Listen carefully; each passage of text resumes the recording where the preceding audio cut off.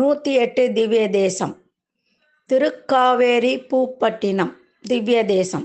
இத்தலம் பழமையான சோழ நாட்டின் துறைமுக நகரமாக புகழ்பெற்றது. இந்த திவ்ய தேசத்தில் பெருமாள் ஸ்ரீ திருவடிநாதன் என்ற திருநாமத்தில் அடியார்களுக்கு அருள் பாலிக்கிறார். தாயார் பூங்காவல் நாச்சியார். எளிமையும் கருணையும் இங்கு பெருமாளின் முக்கிய அடையாளமாக விளங்குகிறது.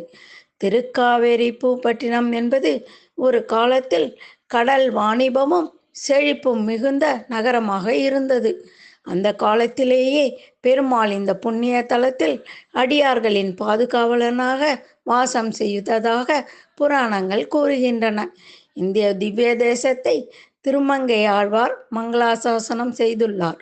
அவரது பாசுரங்களில் கடல் அலைகளின் ஓசையுடன் பெருமாளின் திருநாமம் ஒலிப்பதை போல அழகாக வர்ணித்திருக்கிறார்.